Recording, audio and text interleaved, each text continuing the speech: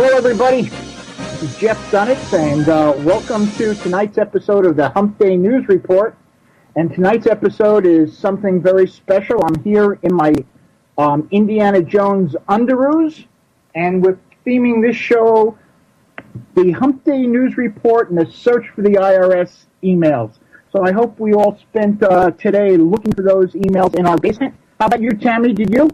I was looking, I don't have a basement, so I was looking everywhere else. Every closet, under the cushions in the couch. You never know where you might find those missing emails. Well, I hope after the show, folks, and if you're listening on the podcast, you guys got to look for those emails, because we all know that the IRS, we got to help the IRS because they're such nice people. But Tami, let me ask you something. Yes. Do you really think they're lost? It depends on what the meaning of lost is. Kind of like it depends what is? Exactly. There may be different permutations. We've got to look up the dictionary that the progressives use, because lost must have a different meaning. A TV show anyway. Why don't you introduce yourself, because I kind of cut right into you without giving you a chance to say who you are. Yeah, and everybody knows who Jeff Dunetz is. He's world famous as that guy that writes over at Truth Revolt and JeffDunetz.com and the Jewish Star. But me, I'm lesser known, but I have great guests on my show on Tuesday nights. This is Tami Jackson. I am the editor-in-chief of Right Voice Media. I've written at other major sites, and, of course, the host of my show on the 405media.com on Tuesday nights at the same time, 7 p.m. Pacific. And, Jeff, today we've got a great show lined up. It's simple. How could we not have a great show? America in the world is awash in scandals, with dear leader leading the charge. I've got Jeff as my co-host and his ready wit in the house, and we've got the incomparable James Lileks on deck. We'll be talking about the ever-helpful U.S. Patent and Trademark Office and their latest handiwork, about the Iraq and the border, our southern border, that is. We'll be talking about the lost emails. We'll even talk, Jeff, about something I didn't know was a subject of critical importance. That is the week. Yeah, in case you guys are wondering what that is, the week, as in Sunday, Monday, Tuesday, Wednesday, Thursday, Friday, and Saturday. I did not know how antiquated that was. And write down this term. We'll bring it up later with James Lileks. He is an expert on this term. Diminished coordination advantages. That's pretty important. Jeff, you had a great article today about new names for the Washington Redskins. Well, yeah, I thought that, because I wanted to be nice to the Redskins. I guess I'm in a helpful mood today after looking for the IRS stuff all day. I came up with a list, an interesting list of a lot of good names I think that we could use for the Redskins. Here are a couple of them, okay? For example, how about something timely like the IRS email hunters, or the Fast and Furiouses, or the Benghazi scandal. And folks on the East Coast can kind of appreciate this. How about, thank God we're not the New York Jets? I mean, it's a bit long, but it's a chant that should be heard, in every stadium. Or something more Washington, like the lame ducks, or the bloated bureaucracy, or maybe something that kind of a name related to the political class, like the hacks, or the news spinners, or even the Obamacare death panels. What do you think? or even, the Steelers, and I don't mean like the Pittsburgh team EE, but EAL. Yeah. Like our tax burden, or the high taxers, the redistributors, or even the IRS hit squad. I know that sounds pretty tough. Well, how about this? I was thinking of maybe the Constitution, but then I realized that it won't work because nobody in D.C. knows what the Constitution is. That's true. They'd be confounded with that. But how about something that really sounds tough, like criminally trespassing aliens, which is a nicer way to say illegal aliens? Or, you know how some football teams have numbers in their names, like the 49ers? What about the Washington 17 trillions? I know, I like that one. And my favorite of them all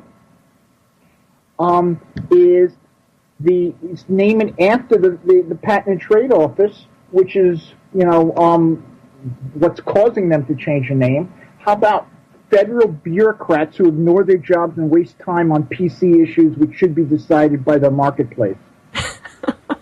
Now, the words are going to have to be written very tiny, but I think it works. Can't you see that on a helmet? Well, you just really have to have a picture of the helmet. Maybe someone sleeping. The search for the missing IRS email edition. We're excited to have you here tonight. Somehow I got dropped off. There's strange things going on in the internet tonight. We don't know what's going on. But I know, it's weird. But I do want to tell people, I was trying to tell people this before Skype seemed to kick me out, and I got kicked out of the chat room as well. Very weird. I want to let people know that they can call in. We'll take their call, won't we, Jeff? Well, it depends who it is. It depends who it is. But actually, John will answer the call because he's good that way. The number, 877-297-8022. Hey, Tami, when we have James on, you have to remind me. I have to apologize to him. Why? Because, he's from Fargo, and I hated that movie. And my wife did, too. You told me that. Yeah, I didn't care for it that much myself. A lot of people loved it. So, remind me. I feel bad. Well, don't feel too bad. I'm sure he probably doesn't like a lot of movies you love, so that's okay. Even though he's from Fargo. So, what have you been doing in the last week since we talked? Since we talked in the last week? We talked to all these folks.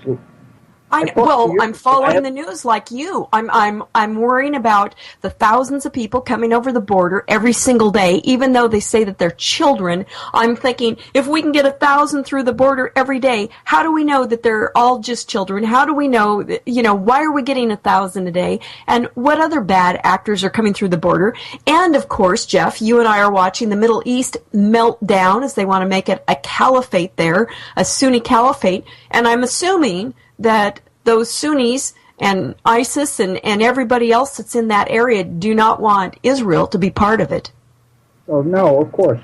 And at any time Israel's involved with these things, it's done on the QT because, it's Israel. I was just wondering how we could possibly find a way to bring home Bergdahl, and we can't even get that one guy home from Mexico, the Marine. I know, and as far as we know, the Marine served honorably, which is not what Bergdahl did. Absolutely. He was, he just made a wrong turn.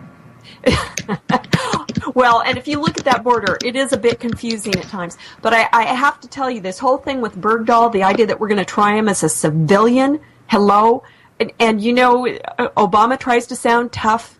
They all try to sound so tough, but they're not. And we're hearing from more and more in his unit that say he's a deserter and that he absolutely should be tried for his crimes. And, well, that's the whole Obama philosophy of, bringing people in, as criminals. And terrorism is not a crime. Tami, I think I hear somebody on the other end. Yes, somebody knocked on the door and we let him in. I need to let you know we are joined now by James Lileks. James Lileks is a writer, columnist, mid-century pop culture enthusiast, humorist, podcaster at Peter Robinson's Ricochet.com, and a weekly guest on our friend's show, the Hugh Hewitt Radio Show. James is renowned for his quick-witted punditry, agile-minded commentary on all things political and cultural, and he's a virtual vault of pop culture information. Thanks for taking the time to join Jeff and I on the show tonight, James. Thank you for the build-up that I cannot possibly live up to. I was tempted to respond with thanks, but... James, before anything else, I was telling Tam, I have to apologize. Apology accepted.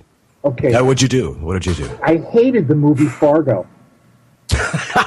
You're not alone. Everybody in Fargo hated it as well. And don't worry. My wife hated it too. I don't take it personally. I'm from Fargo. People are always astonished to learn somebody actually is from Fargo. And it has nothing to do with Fargo whatsoever. Neither does the TV show. It's more about Minnesota. It's about Brainerd in particular, and it's a bit of an exaggeration, shall we say? I've eventually come to accept it over the years. But to tell you the truth, I prefer the television show to the movie a lot more. It's just a lot of fun. But I'll tell you this: Fargo itself, the city, which had, as you might understand, an initially ambivalent reaction to a movie that was named after it and had nothing to do with it, eventually came to embrace it so much that in the beautiful 1920s. Fargo Theater, there's a carving made by a chainsaw of Marge, the policewoman from Fargo. So if it's okay with them, it's okay with me. Absolutely. So go ahead, Jeff. Sorry. I was just going to ask you, Tam and I have both been checking our houses because we've been looking for the lost IRS emails. Mm-hmm. Did you have a chance to check your house?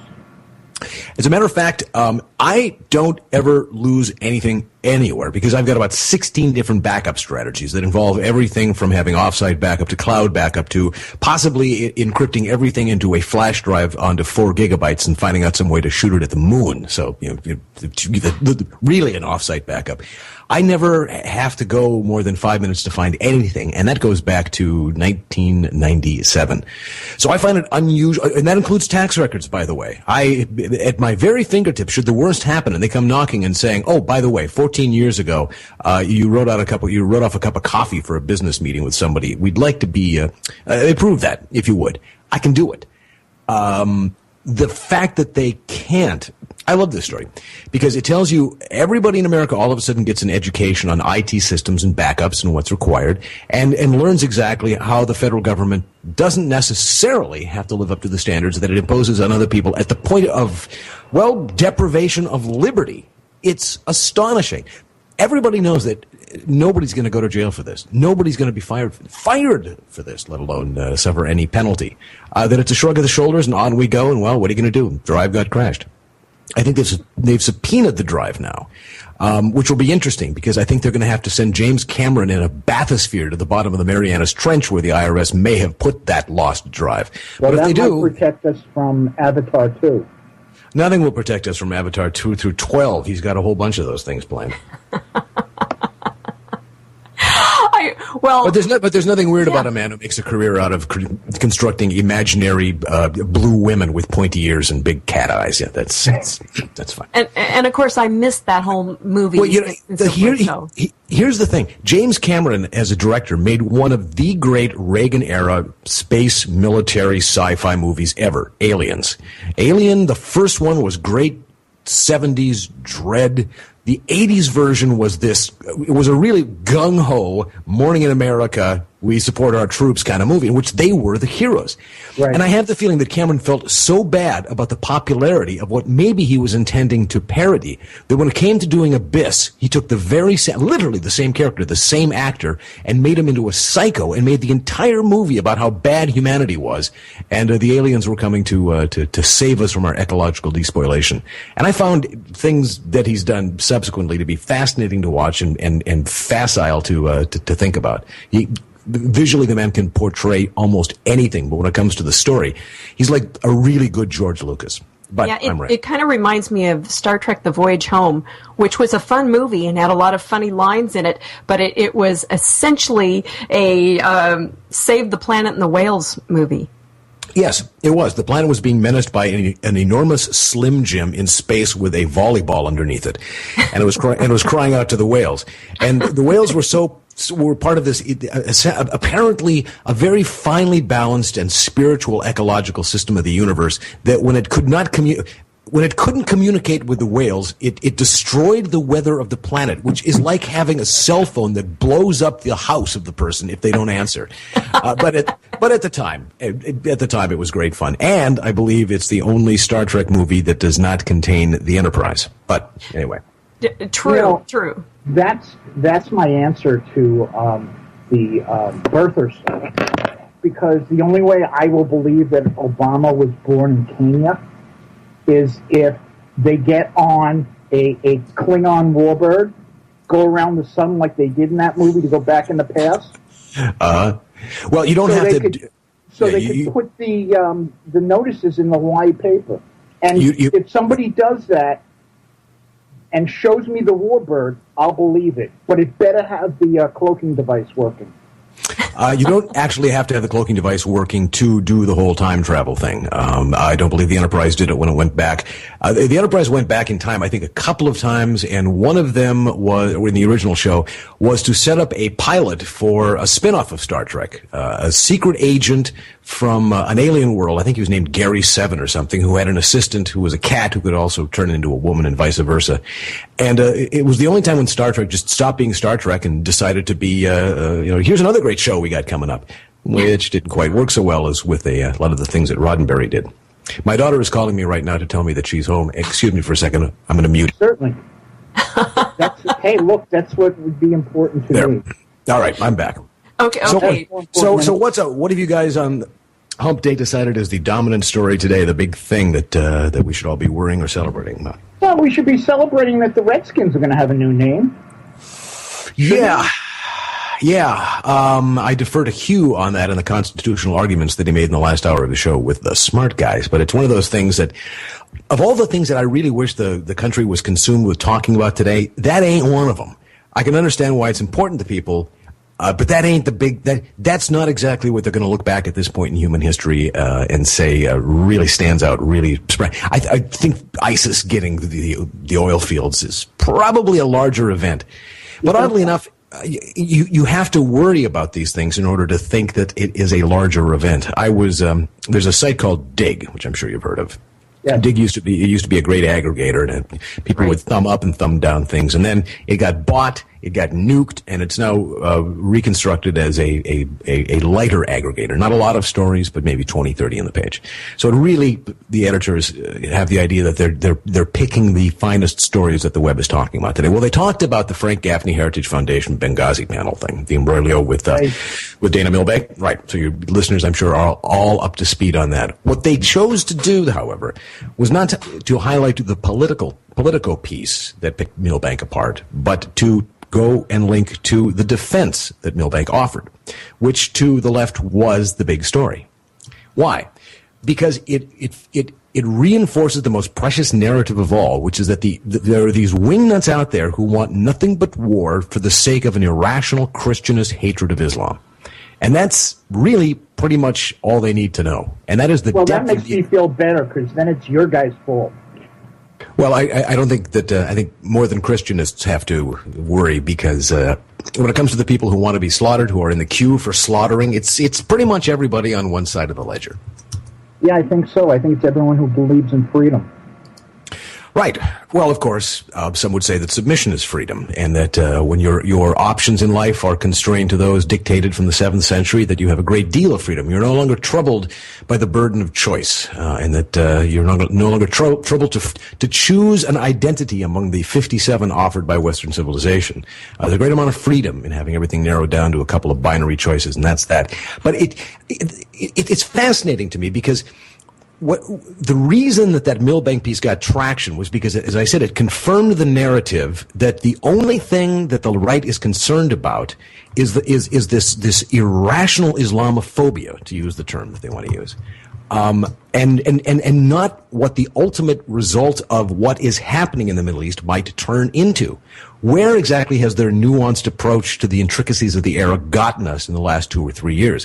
Where, since 2009, has the United States gotten, well, shall we say, stronger and more powerful? Look at our relations with Russia in 2009. Look at them today. Look at where we were going in Iraq in 2009. Look what the country is today. Look at what we had when the relationship that we had with Israel when Bush was on the way out, and what we have now. Forget that. We pissed off Canada. How do you piss off Canada? Well, Canada has a more centrist government, and by that I mean one that does not apprehend the world through a series of wishful thinking conclusions about ideal human nature, but actually apprehends the world as it is. They may look to the South and say, you guys are supposed to be, you're the big foot, you're clumsy, you swagger, and all the rest of it, but at least you're supposed to know where exactly right is, more or less, in the general scheme of things. And now there's just a feeling that the United States has no idea how to project right, how to define rightness. I mean, what exactly internationally does the United States stand for today? It stands for palaver. It stands for accommodating Iran, as though the accommodation itself will change their mood and their temperament. And it stands for global warming, or the fight against. That's about right. Hey, you guys, I think we've got a caller on the line. Are you there, caller? Well, it depends whether I'm the caller or not. It is. It's Michael Patrick Tracy. Thanks for calling. What's your comment or question, Michael? Hey, kids. Well, first of all, I want to say that I just want to put in my unvote for my new Redskins name, which would be the Washington Bronies. And I think it's properly beta male and PC and all that stuff, and I think it'll work out fine. How about the Washington PJs? Like Pajama Boy? Like Pajama Boy, exactly. Yeah. There you go. I like that. It's a great pleasure to speak to you directly, Mr. James Lileks, whose reputation precedes him, and I am losing IQ points as I speak. So get out of here. I will just get to my question, which is, and I'll take your answer off the air, but I would like to know why the obsession with Judge Judy. Oh, in my case? Oh, yeah. Very simply. First of all, it's good. Yeah, it's good television. It's reality. It's the only reality television I've ever been able to take, and of course, it's a carefully constructed reality. But what Judge Judy does is what nobody else does to anybody on radio these days. She judges them harshly for bad behavior, for poor choices, for feeling entitled, for believing that because they have a grievance, the world is entitled to somehow redress it for them because feelings were hurt. She's the most judgmental. I mean, she puts the judge in judgeship. And I just remember a couple of days ago, she was barking at somebody because, she was barking at a mom because her idiot son had gone and made a baby with this idiot woman. And those are the words that she used. She gets really cranky before lunch. And the mother walks away and she's just scowling and she says, "That's judgmental." Yes, it is. Absolutely. She has absolutely no compunctions whatsoever about judging other people's behavior and telling them that they made a hideous mistake and that they are not victims of some grand wash of fate that rolls over the world, but the authors of their own destiny. And it's just delightful to watch, especially when people come in with a little bit of swagger. I'm going to be on TV. I'm getting my money anyway, whatever. And they get reduced down to the size of a bisected gnat by this short, small little woman who's up on a bench.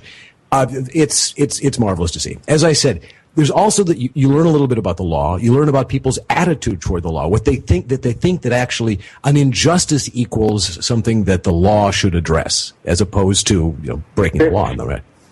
Fairness means that it works out well for me. Right.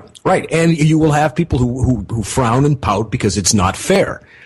And it's a delight to see somebody say, but that's not practice. To see somebody roll out the lines that they've been giving to their friends, and their friends have been saying, you go, and everybody agrees that you're so right, and the person rolls out the whole narrative, and Judge Judy looks down and just barks, so?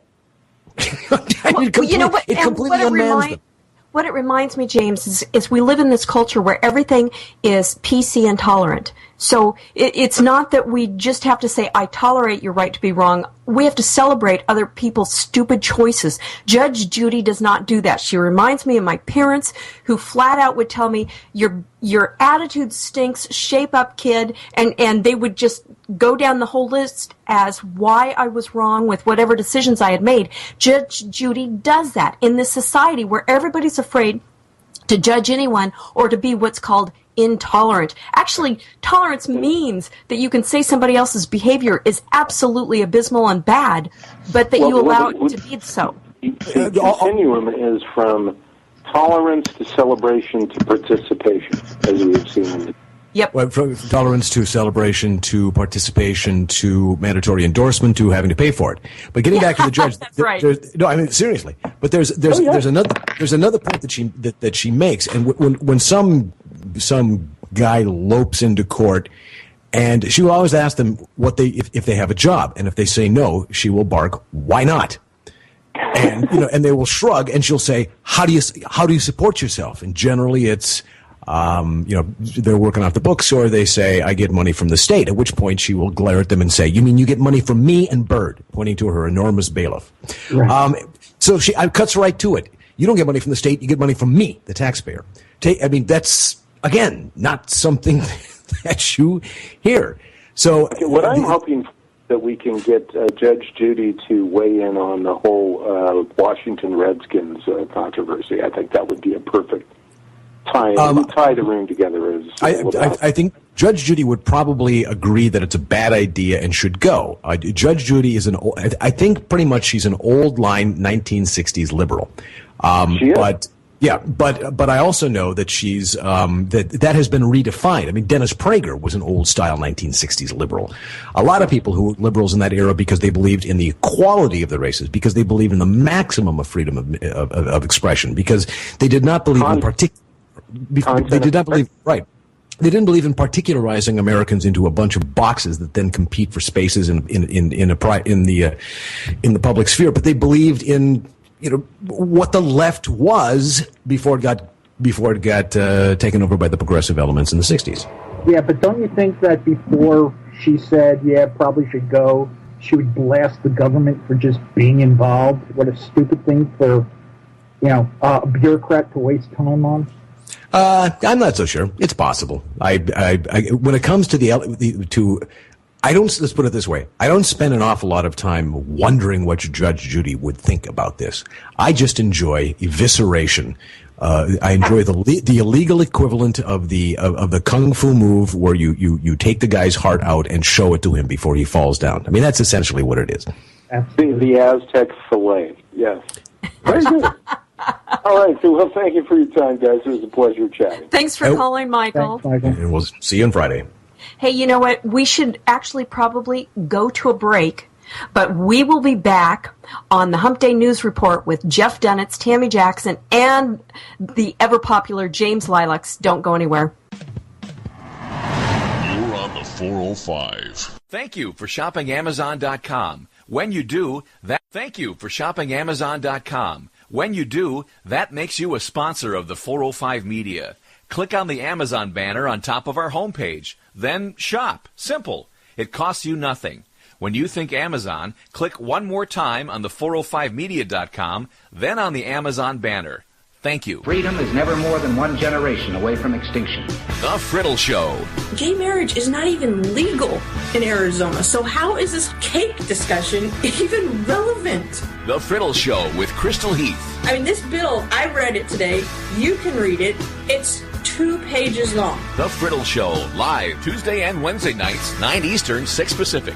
It's become acceptable to sleep around. Did you know that only 3% of Americans abstain from sex until they're married? The Friddle Show, family-friendly, politically incorrect news commentary from a young Christian conservative perspective. And if my disagreeing with a lifestyle due to my religious beliefs is now the same as hatred, then I apparently hate 97% of Americans. Live original talk only on the 405media.com. The president, he wasn't too far off base when he said that we're no longer a Christian nation because, quite frankly, we're not. The general populace does not have a biblical worldview. You're on the 405.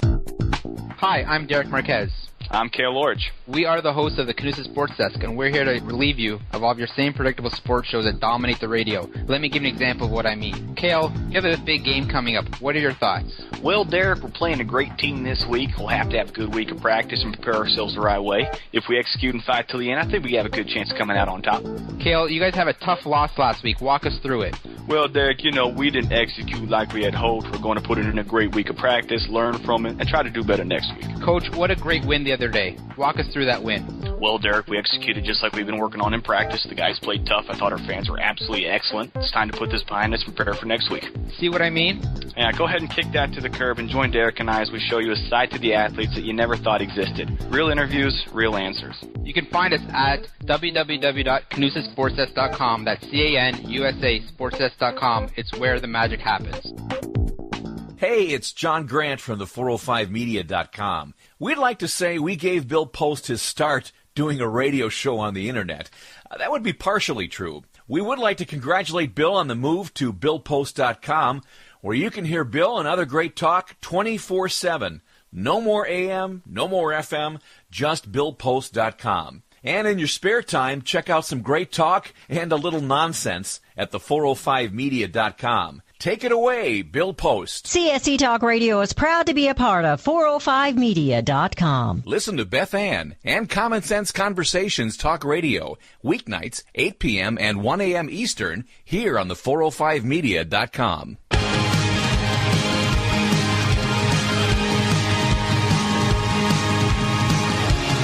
Hi, this is retired Lieutenant Colonel Alan West, and you're listening to the 405 Radio. Hey, we're back. This is Tami Jackson and Jeff Dunetz of the Hump Day News Report, joined by our fabulous guest, James Lileks. And what are we talking about, Jeff?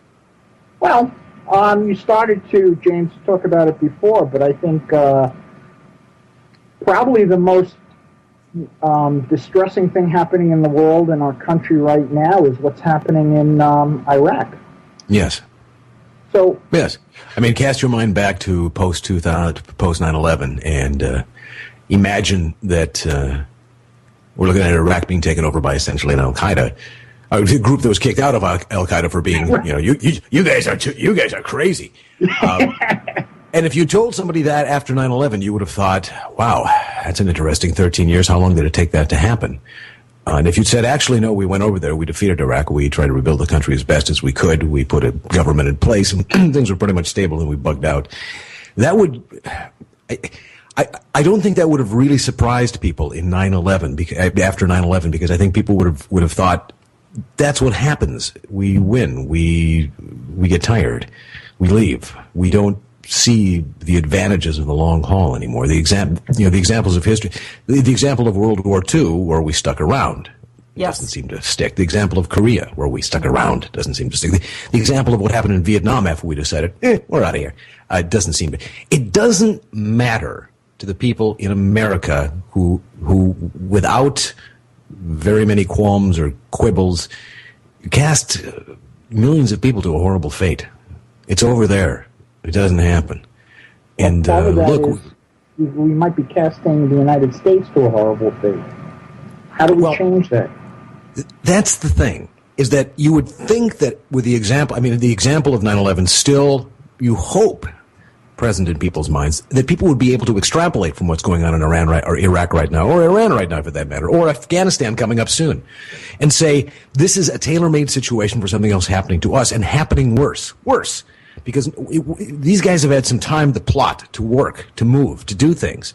But the idea somehow that they're capable of doing it seems to millions of people to be not an option because bin Laden is dead. How stupid do you have to be to believe that the entire focus and force of militant Islamism was dependent on one bearded guy sitting around with a stack of porno DVDs in Pakistan, okay? The idea that nothing is going to happen to America again because it hasn't happened since then, A, forgets what we did to keep it from happening, and B, just is completely ignorant of history. I mean, how can you not think that this is going to come and slap us back again hard? Absolutely. And we know that, for instance, Benghazi, there were attacks leading up to 9/11 of 2012 that were put in place to test the resolve and the security of our tiny little mall-like structure there in Benghazi before the big attack. Now we've got ISIS and it's like the perfect storm, James. Like if you have 3 Cat 4 hurricanes all coming together, this is what we've got. We've got ISIS and we've got Al-Qaeda, we've got the Taliban, we've got everybody there in the Middle East. ISIS wants to have a Sunni caliphate, and all they want it for is to take over the Middle East so they can take over the rest of the planet, so they can grow jihadis that will come and attack the West. And all right, now let me stop you right there, because what you've just said has indicated to a whole swath of the American population that you are a crazy person. You used several words there that indicate you are crazy. Here are the words. The word Benghazi indicates that you are unnaturally fixated upon an isolated event and are seeking to exploit it for your own personal political purposes, okay? The word caliphate means that you have absorbed from Frank Gaffney and Robert Spencer and a bunch of other crazy people writing on the internet the idea that somehow there's going to be this thing that's going to make everybody submit to, and you didn't use the word Sharia. If you mention that word, you are also crazy, because that's a word being used by people to indicate something that will never even happen here in America ever, period. So the very idea that you have expressed what they want makes you nuts. And the very fact that you think, I know I'm having fun with you here, but even though they're not going to see, and people will say, well, it's impossible for them to do that. They're not going to make a caliphate of the United States, Canada, Mexico. Okay, they're not going to make a caliphate out of Europe. I'll give them time. They're not going to. They can't. The minute they get one thing, they start fighting amongst each other. It doesn't matter. What matters is the damage that they can do in pursuit of an absolutely crazy bat bleep idea. All right. And if that means punishing the West simply for existing, then that's sufficient. That's an accomplishment for today. They may have a goal, a long-standing goal, like you said, of the caliphate. But when it comes to, shall we say, thinking ahead and planning and all that, the rest of that reasonable stuff, do you get the idea that this part of the world is necessarily that good at long-term strategic planning? Iran, yes. But the rest of these guys, I'm not so sure. But it doesn't matter. They don't have to be in order to kill lots of people and do tremendous damage to America. They've already done it, in a way. That underwear bomber, it wasn't because we stopped him.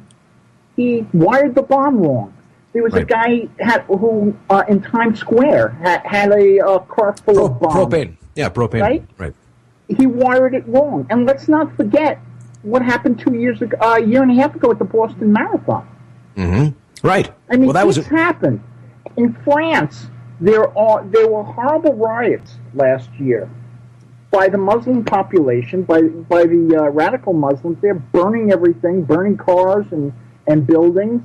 Well, Carmageddon is an annual thing, right? I mean, in the outlying districts where France, in its egalitarian wisdom, has decided to concentrate, almost in ghetto-like, the people from the Muslim world. There's simmering discontent, there's unemployment, there's the feeling that they're not part of French society, and all the rest of that, and it's a perfect breeding ground for radicalism. Yeah, and it happens in France all the time. Don't tell me it can't happen. It is happening. I think the American experience is different, and I'll give you an example of Minneapolis. I mean, we have a large Somali population here, and yeah, they're worried a couple of these guys are going off to fight Al-Shabaab, but for the most part, the Somali community works, is on its way through the usual immigrant experience, and while they're concentrated, this is interesting, they're concentrated in a large housing complex that was originally built as a wonderful notion of the future in which the rich and the poor, Section 8 and the millionaire will live alike. There's a 40-story tower. There were all these lower slung towers. Mary Tyler Moore lived there in the last 3 seasons of the Mary Tyler Moore show, and now the whole thing is almost entirely Somali. I lived there for a while, for a year. Wow. Anyway, and no one's worried that when one of those TAMs come down in the middle of the street, it's not going to have a bomb attached to it? One of those what comes down? Oh, the TAMs. Right. Well, like I say, the European experience has been different than the American experience because the Europeans themselves have even though they pretend that they've got the EU to tie them all together into a continental identity, deep down Frenchmen are Frenchmen, Brits are Brits, and the idea that somebody could immigrate to France and become a Frenchman in the same sense that a guy who was born in France feels like he's a Frenchman doesn't exist over there. I got a French brother-in-law, I know. Whereas America has a civic identity, so there is no requisite ethnic requirement to be an American. So our experience is better, and I've got more hope for it. That doesn't mean, of course, you can't have guys who get advantage of this and blend in, et cetera, et cetera, et cetera. But like I say, you've got Iran, which is really good at plotting these things, and then you have the rest of the messy stew, which they just choose to stir up. And Americans are tired of the whole part of the world. They're just tired of it. And I think that's why they're turning away. They don't want to think about what it could mean, and there's a sense of shame somehow that we got Iraq wrong. The end result of it is going to be we get slapped in the face again. We got Obama wrong, and I got to say, James. No, we got him right. Well, we got him right. We got him right. The rest of the country got him wrong. But one thing I want to say is that concurrently, while all this crud is going on, we've got Obama appointing people to the West Point. They've got that combating terrorism center there. He appointed Dr. Ari Perlinger, who wrote the thesis about outliers looking out for terrorists on the right, and he alerts all of America against conservative Christian terrorists that we've got. And he names Dr. Francis Schaeffer and C. Everett Koop. So he's telling everybody, look out for these kooks on the right. They're Christians. You got to watch out. They're the terrorists. As he, at the same time, is kissing up to ISNA and other Muslim Brotherhood-related groups. Right, because on the right, or on the left, the threat of the right coming to do violent things and take everything away and do something horrible like hitting Dr. Gosnell in the back of the head with a hammer. I mean, that's the greatest threat that the Republic faces, and that's where their minds naturally go. You mentioned before, Jeff, the propane tank bomber in D.C. I think Bloomberg said that it might have been somebody disaffected over Obamacare debate. Was that possibly what they said? Yeah, but we all know it was someone who really wanted a big soda. Yeah, right. Indeed. A 16-ouncer. There was the example of when the Boston Marathon bombers happened. There were people who said, "Well, it is Patriot Day. There's could." That's where their mind necessarily goes. It was tax day, and they thought it was a protester. Right-wingers protesting taxes. And I think it's a combination of two things. It goes back to what I was saying before. One, the belief that the right has the most crazies, and the right is just seething with people who are one step away from snapping and killing cops in Las Vegas, for example, even though those guys were Occupy protesters. So, and then next to that, there's an instinctive desire to turn away as quickly as possible from the fact that it might be terrorism instigated by somebody who belongs to a particular belief that, shall we say, has not been unknown in the past for killing a lot of innocent people to get a point across. They turn away from it instinctively. And we're the bad guys because we look at the evidence around us and say, there's a fighting chance it could be somebody who was shouting a couple of words we know before it happened. It's possible. And on the left, on the left, it's we don't want to even begin to think that because it disturbs the narrative that the right is full of the crazy people, and it also it encourages Islamophobia, which is a very bad thing. But it's a better word than xenophobia because it's much easier to spell. Mm-hmm. That's true. But it's also part of the phobias and the hate. And these are two things that we can't have. Now, if you disagree with any notion that the left has right now, it's no longer a matter of having an intellectual differentiation with their idea. You are reacting as you are because you are afraid or are you hateful. That is why phobia. Yep. That's why phobia has been appended to any group that now is trying to make its case for civil rights, and hate has been appended to anything that you want to do to say, hold on a second here before we completely transform society. Can I say something? No, you can't because you're a hater. You can't give a speech in a college graduation ceremony because your ideas are hateful, therefore you are a hater, therefore you are encouraging violence, therefore you are creating an environment that is threatening to everybody, therefore, in order to preserve the free speech of the college campus as the last place of free inquiry, we must show up and shout you down, and thus is free inquiry preserved, I guess, for some. You know, James, before we wrap up, I got to talk to you about the second biggest problem in the country. Okay. And that's the days of the week. Yes, I know. Well, again, there was a piece I did for National Review, I think, or something like that online. Somebody it was grand. And one of those guys in Solana says, what's one solid, settled piece of Western civilization that I think we should just get away for, just do away with it just for fun to see what happens.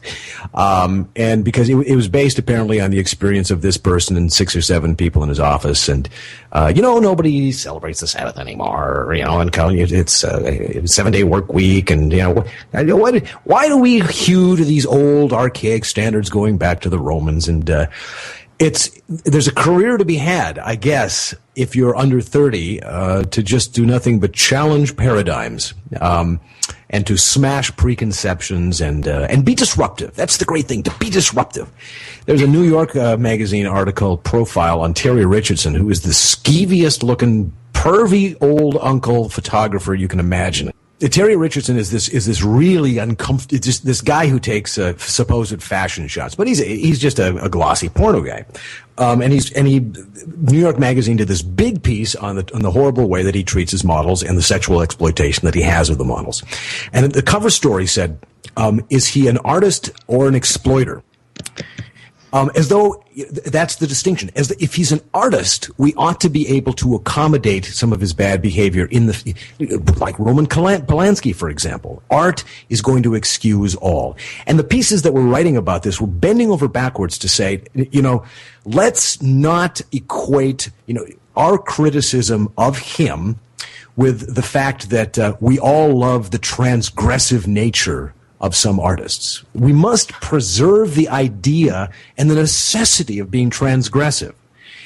And I was reading this and thinking, being transgressive and against conservative mores and all the rest of it is the default position, is the most boring, ordinary thing you can possibly be these days, is to be transgressive. And eventually they run out of things to snap. Eventually, the days of the week, once they've gotten rid of that, then it's the 24-hour cycle, and then they'll move on to something else until you have nothing but what once were the great columns holding up the civilization is now nothing but gravel at your feet. James, you're not going to like what I came up with when I read your article, because I came up with another one. I think we should call God Bob. Think about it. Bob, you say. This is great. Well, think about it for a second. If we get the Muslims and the Jews and the Christians all, then there'll be no more war because everybody will be calling him Bob. It's a warm, comfortable name, and it's really, really great for the dyslexics who are so tired of praying to dog. Well, they'd be praying to Oob at that point, but it is you're right. It is a palindrome, and there is something nice there's something an alpha and omega about a palindrome named for God, but unfortunately, that privilege is a male identity, and we can't have that. Listen, I know you have to let me. I know you have to let me go, but I want to read you something here on Instapundit that I just called up here. The Daily Beast apparently has a piece that says Obama is the new W. With each passing year, Obama's foreign policy gets more and more like W's. Does that strike? either of you as dispatched from this dimension, or one in a parallel dimension where Superman, has got an oddly faceted face and speaks without control? It's kind of like the new Star Trek. Somebody somebody lived and everything changed. James, did you see Michael Ramirez's cartoon today? No, I didn't. I'm a big fan of his, and I should search it out and find it. And he may be at Tribblefest. I wish you were close and you could partake. But he did a cartoon of Obama standing up, and he calls him Babama, like as in Baghdad, Bobama. And he's up at the mic saying, the truth is, the world has never been more peaceful. It's more tolerant than it's ever been. And in the background, there are burnout palm trees and bombs going off and skulls and so forth. And I put it everywhere on Facebook and Twitter. I'm looking at it now. Yes, it's wonderful. And he commented. He writes on my wall a lot. We've kind of become chums since I had him on the show. And he wrote. Let me see if I can remember. Obama, Bobama, Babama, and then Lie, Fib, Phi, Obama. And so he's riffing on that little ditty. Game.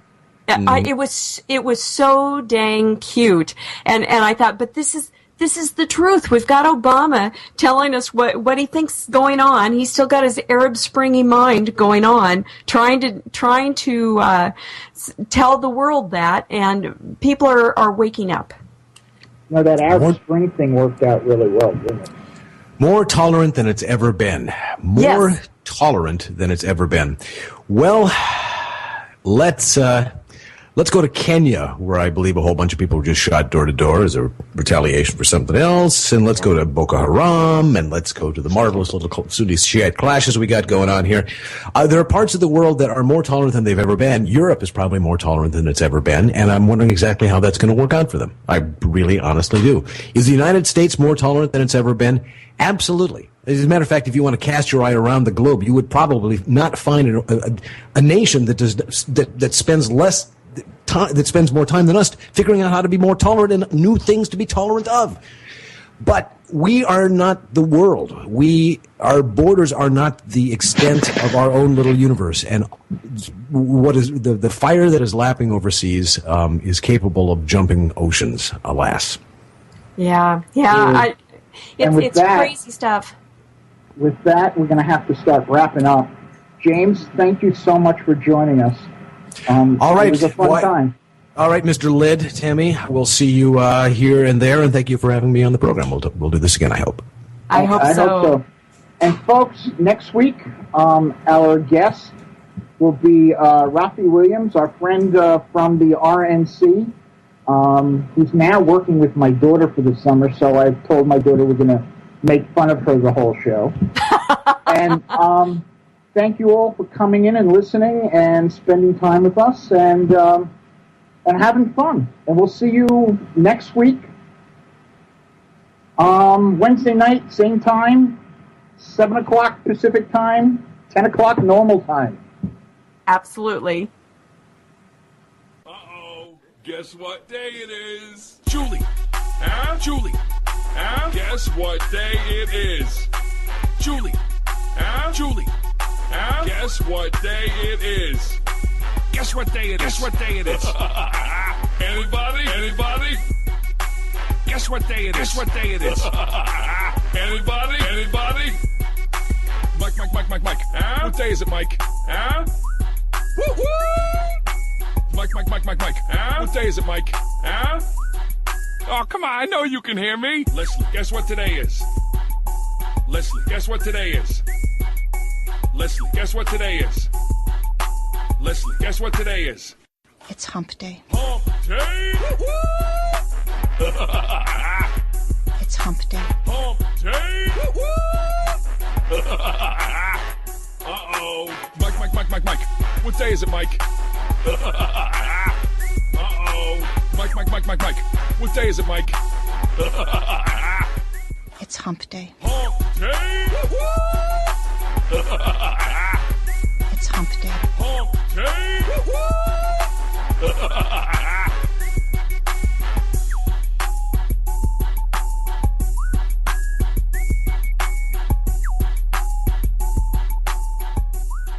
DJ Mike.